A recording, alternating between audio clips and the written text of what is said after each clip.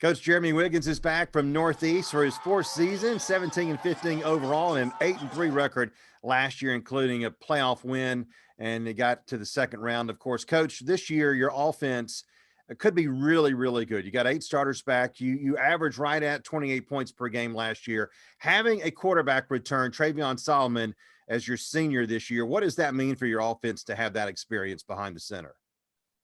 I think with Travion, he's grown every year, still growing, as a senior, but not have to install a lot of new stuff because pretty much he knows the offense front and back, and he knows where everybody's gonna be at. So having him behind the center, at quarterback is just an advantage, and plus with all the games he didn't play. And with the weapons he's got around him, he's gonna get them the ball. So I think it's gonna be a tremendous year for him. And I look for big things for him this year. With him winning the Region Player of the Year and getting some accolades along with that, I think it's gonna carry over to this season too. Kalik Evans, the running back, had 869 rushing yards last year, 9 touchdowns. You lost Brandon Watkins, a very good receiver for you last year, at 857 yards, but a couple of coming back, Ottman and Odoms. That's unbelievable to have those kind of weapons there. But let's not bury the lead here, Coach. 4 of 5 offensive linemen back. That kind of helps matters too, doesn't it? It does. It does. With our offensive lineman, that's the key to to everything. And so with these guys getting a whole lot of playing time over the last 2 years, that's helped them out. Insert a couple of starters from last year, so we're looking for them to carry over to this year, and I'll just try to stay healthy with them. And that's why we kind of been this summer been rotating guys, putting them in different positions in case of an injury. So we just want to be prepared, going down the line for the season. Finally, Coach, real quick, there's expectations for this team. That's the first time we've said that about Northeast in a long time, but with your starters back and the record you had last year, people are expecting big things from you. Are these kids ready for that?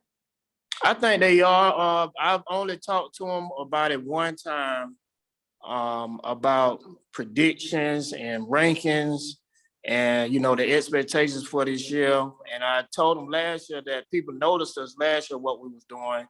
And now that, the new year coming, people are going to expect you to be, even better from last year. But I only had that talk with them one time, and I'm going to have it one more time before we go into season, just to let them know, what expected, and for them not to look ahead, but kind of just go week by week, trusting what we do and just going week by week and not getting ahead of themselves. So that's the biggest thing that's been on my mind going into this season, that the expectations are up here.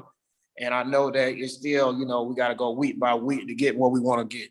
Absolutely. No doubt. First game, August 20th at Jones County. Should be a great one. Coach Wiggins, thank you for your time. Good luck to you this year. We look forward to seeing what you guys do. Thank you, Bill.